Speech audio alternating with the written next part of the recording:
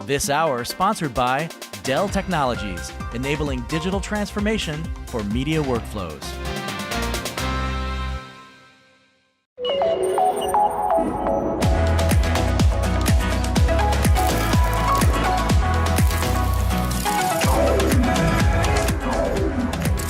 This is NAB Show Live.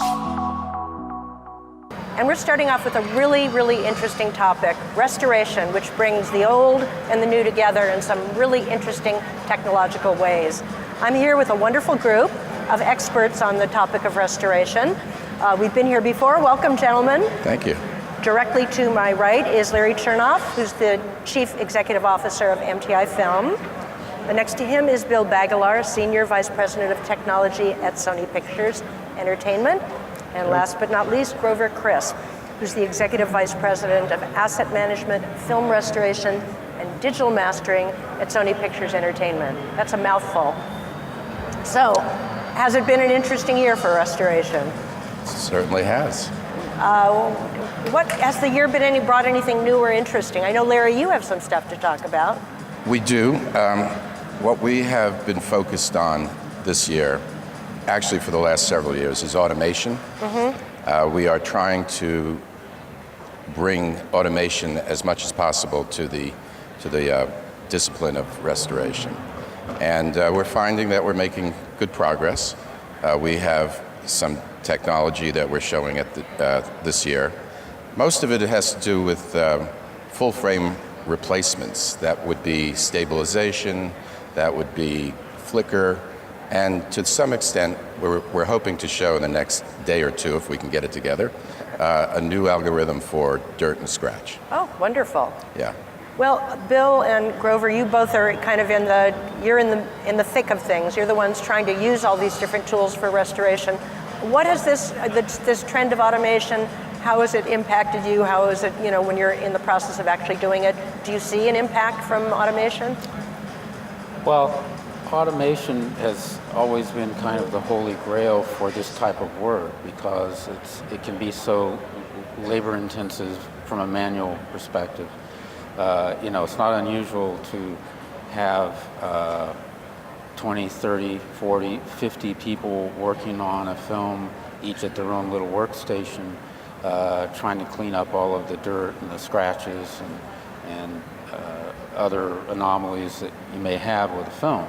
So obviously, the more you can automate that kind of a process, or any others that Larry is thinking of, like color breathing and flicker and so forth, it will shorten the time, hopefully bring the cost down. I know Larry's always interested in bringing the cost down, and so those are the kind of the key interests, of course, in terms of automation. And have you seen the impact of that? I mean, I know it's been an evolution, automation. Oh, sure. Yeah, over the years, I mean, we've been working with digital technology since around 1991 at our studio, and throughout the 90s, of course, it was a very much a research and project, R&D project for that whole decade, really. And but always from the beginning, automating certain process has always been one of the key goals. So I'm curious, in the 90s, I mean, that was just the beginning of digital technology, period. What were you able to do in restoration in the 90s? Were you working, Larry, in restoration in the 90s? Not in the early 90s, no. Yeah. Late 90s, yes. All right, so Grover, Bill, tell me, what was Sony experimenting with? Well, Grover could talk more to what Sony was doing, but in general, when you started to get scanning technologies and digital transfer of negative and being able to do things in that space, it was very difficult, but that was certainly the start of being able to do something that you couldn't do before, right? Right. So Bill, are you in the position then that your job is to kind of keep track of the big picture and identify technologies that could be useful? Exactly. We're constantly looking at the technological landscape to see what we're brought to bear. Right. To see what is not just the latest in technologies that are being used in the industry, but how those things can apply to restoration, because restoration actually is a very different sort of animal, even from the transition from the DI days, right, when we were scanning film and doing digital intermediate, and we brought a lot of tools to the new theatrical realm that are now able to be applied to restoration titles as well, but restoration still has a whole unique set of tools that are required because it's a very different sort of animal. Well, you brought up a couple of interesting things. One, you said that digital technology in general has eventually been able to be applied to restoration. I'd love to hear what those tools are. And then I'd like to hear again, and maybe you can all comment on what the specific tools that restoration requires. So why don't you start off with the first one? What are the more general digital technologies that evolve that can be applied to restoration right now? Well, certainly color correction. Okay. And the scanning techniques have improved over the years.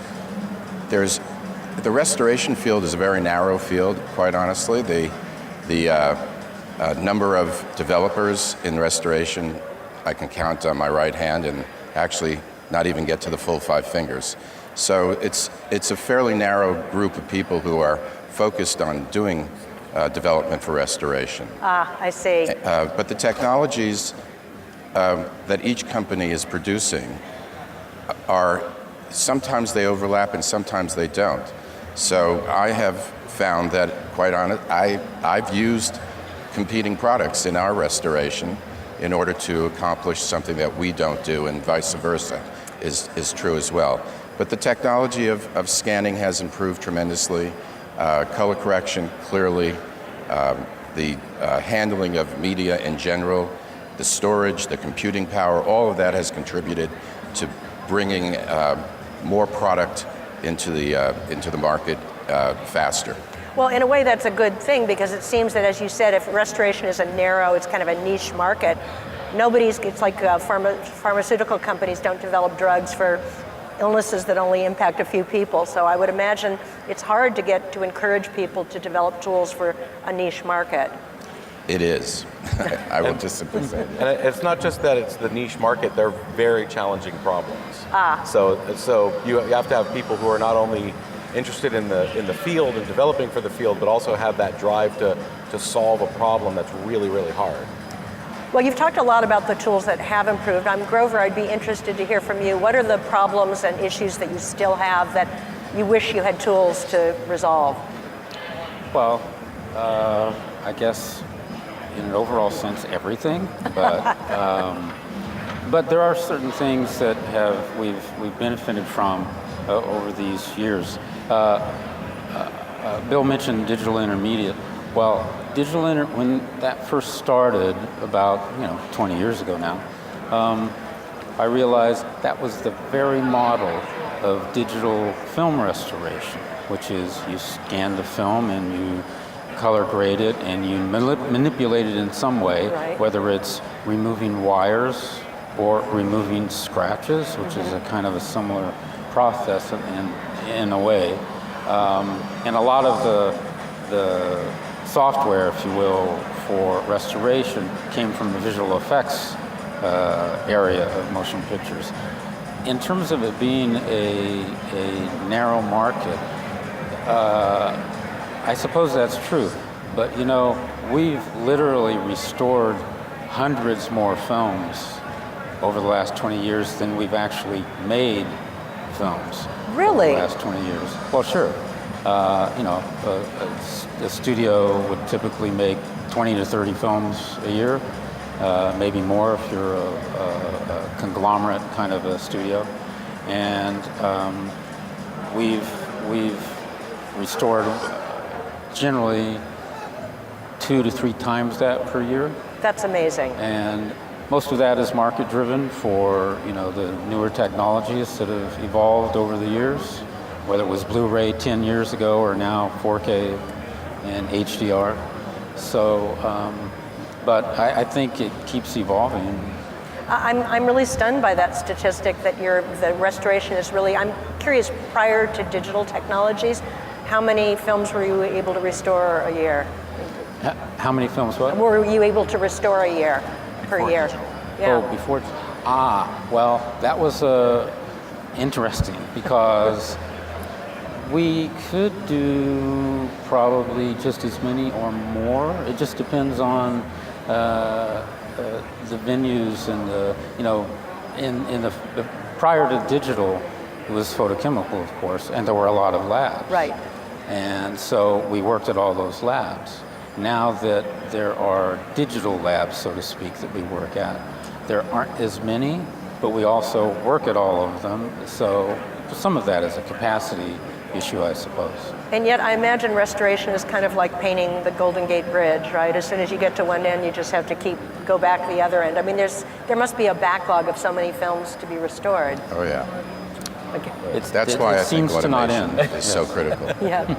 There's a lot of film titles out there. Yeah, there are a lot of film titles. I think I told you one of my most astonishing statistics. UNESCO came out with the statistics of the number of millions of feet of nitrate that have never been and will never be transferred. So that's a lost history right there. Of course, the studios have a financial incentive to restore titles. So is that true among all the studios? Do they all have an incentive to restore titles? Well, there is that incentive, of course, but I think what you're referring to there is the nitrate holdings in archives around the world. And for example, UCLA Film and Television Archive, they have millions of feet of nitrate film. But there's a cost involved there. Nowadays, of course, there's the laboratory issue that I mentioned. And some places like UCLA, they have their own internal laboratories now as well. As far as the studios go, in terms of that particular question about that particular type of film stock, I'm not aware of anyone that hasn't certainly preserved all of that film on safety film stock. Right. Well, I know whether that or not they've been restored is maybe a different matter. Is a different matter. I know also that we tend to think of restoration as, as we were just talking about the guy that found the Mary Pickford film in the barn. It's some really, really old film. You told me about finding a silent film in somebody's house in France. But in fact, we do restore titles that are not that old. You said you're working on Gandhi and Easy Rider, correct? Sure. And neither of them are really that old. Well, Gandhi is, well over 30 years old, and some people would say that that's old. But, that film, you may think that film did not need to be restored in the way we would think of something like you referenced there for a silent film that's been lost for many years. But, there was a fair amount of wear on that particular negative. So we look at it from the perspective of the condition of the original materials. So there are a lot of films that are made in more recent decades that have a lot of protection materials on it, including Gandhi, obviously. But now when we want to work on a film, we try to go to the earliest generation we can, which would be, of course, the original camera negative. Right. And sometimes that's not in such great shape. So remastering and restoration kind of go hand in hand with titles like this. And I know you said Gandhi, this is the second time it's been restored, is that correct? No. Or No. Okay. I think you may be referring to our conversation about Easy Rider, which okay. we're now doing a new 4K restoration of Easy Rider for the 50th anniversary. We did a photochemical restoration in the late 90s, which did involve a fair amount of digital restoration at that time, but it was a very low resolution kind of process that we used, not much more than high definition actually. And so now we're able to use all the full tool sets that we have, including the high resolution scanning, making use of high dynamic range, which we're doing with this film. And we will talk about that. Yeah. Well, it's interesting. I mean, I know that we've always talked about as film being the ideal archival medium, but I'm wondering, do we see any other archival medium of the future that might be able to retain this material in kind of an agnostic frame rate and agnostic resolution that could be used indefinitely? There are definitely technologies that are being explored. I don't know that there's one technology that everybody agrees is the medium. My feeling is that there will probably be multiple ways to achieve that in the future. Film is still a known quantity. We know how to store it. We know how to preserve it. We know how it reacts over time.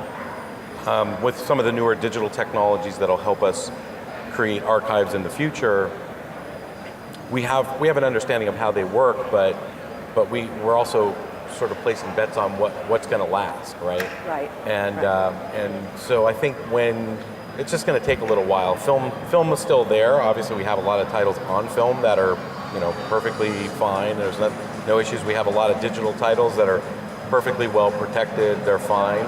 It's just a matter of letting things sort of settle out and figure out what are the right technologies at least for the studios with large libraries to figure out, okay, what are the right technologies to move forward. Obviously, we make a lot more digital product today than we do, actually Right. chemical. Right. Larry, do you have any point of view on this topic?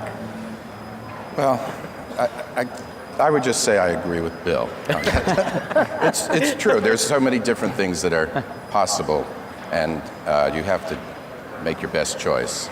I wonder if this, what trajectory this will take in the future, if SMPTE is going to get involved with standards, or, how will it move forward? How will it move from an idea to an actual product that everybody accepts? Well, that's difficult. Yes. I mean, every studio has its own ideas about how to preserve things, and even their own ideas about what restoration means. Right. So I would say it's as varied as there are studios and producers. I was in, you mentioned you were in, actually somebody mentioned they were in China.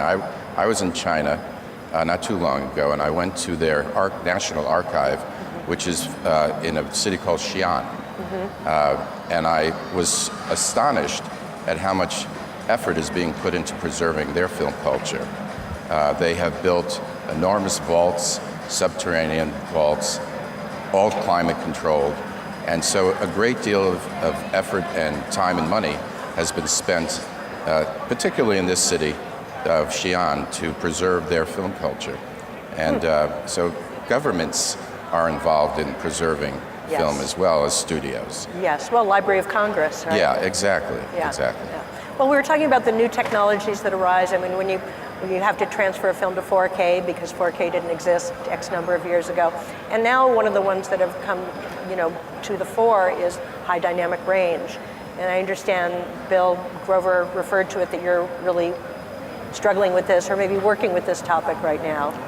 Yeah, I mean, it's a technology that, from a market-driven standpoint, we want to be able to make content that can represent the title in the best way possible.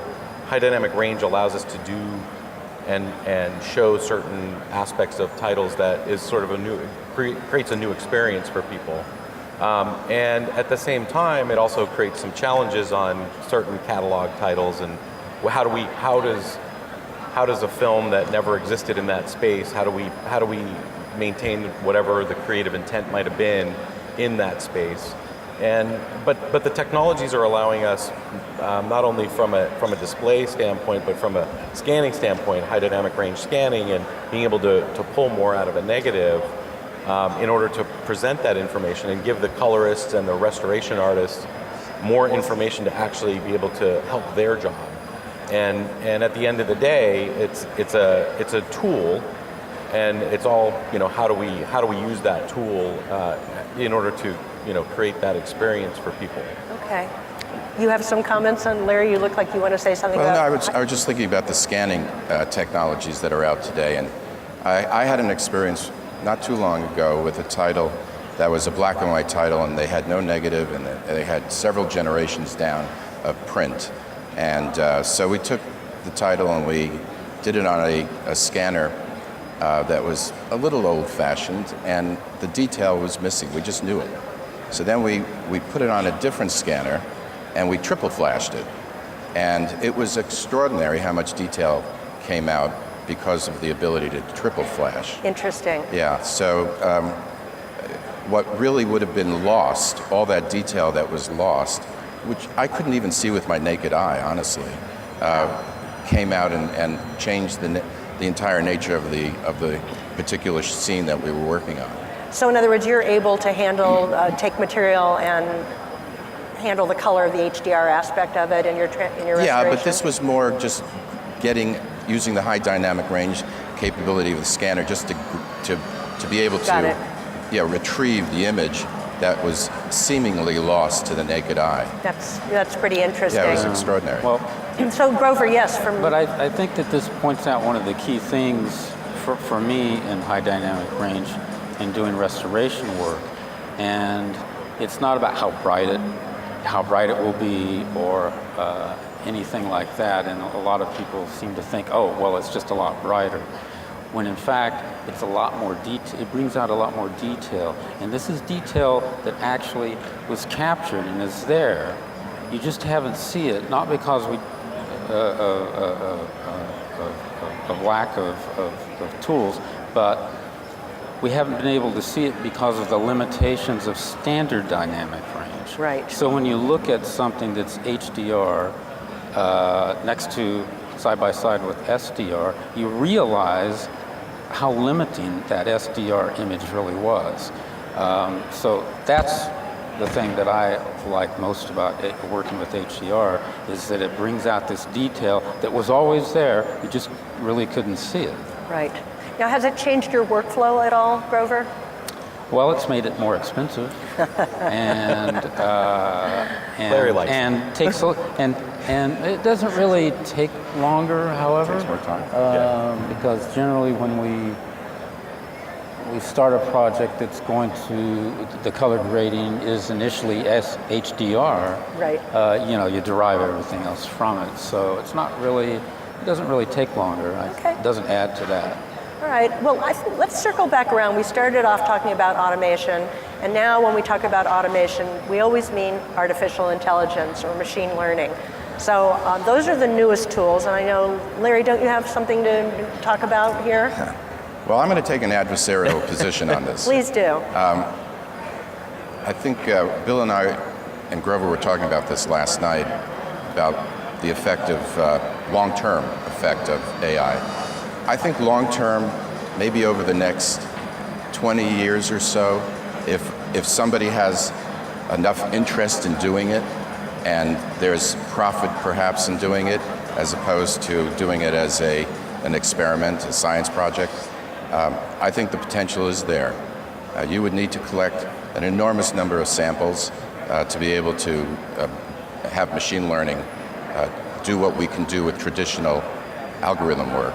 So in the short term, at least where I stand, is we're going to focus on traditional algorithms and see whether or not we can get to that 80-20 ratio that everybody's looking for, which is 80% automation, 20% manual intervention. So what about you're about to introduce Shine, the new tool Shine? Yes. And tell us about that for a second. Well, that's an interesting topic, because I've been working on that with this company for about a decade now. And we had an iteration where we thought we were on to some form of machine learning where, and this started about 8 years ago, where we had the user or the operator define what was dirt and what was not. And we thought that was going to be a methodology that was going to propel us into another higher state of learning. And to be honest, it failed. So we decided to go back and check traditional type of algorithm work, and Shine is the result of that. And really what its objective is to reduce the amount of manual intervention that's going to be required, and to give just enough tools to the operator so that the operator can arrive at a point where it is relatively artifact-free and accomplishes about 80% of the requirement automatically. That's really our objective, is to liberate these libraries and allow them to do the work regardless of the budget. Got it. The more machinery you can bring or the automation, I should say, you can bring to the process, the more films will get preserved. Well, I think we have to wrap up momentarily, but Bill, I'd like to give you the last word about your thoughts about AI tools. Oh, yeah. To Larry's point, AI has some really and machine learning have some really interesting long-term potential, but humans are really good at identifying anomalies in pictures that are flipping by, and machines today are not really good at that. I mean, there's algorithms that help identify these things, and like Larry said, it's going to take a lot of time and effort and a lot of material input in order to try to create an AI system that can actually think like a person, see like a person, and react to those things that are anomalous, that are correct. You know, there's anomalies that show up that are supposed to be there, and there's anomalies that show up that aren't supposed to be there. And identifying those are challenging. And even for humans, sometimes it's challenging. Well, I have an idea. Let's get together next year and talk about where we're at with AI and restoration. Thank you, gentlemen, so much. It's been a real pleasure, and enjoy the rest of your show. Thank you.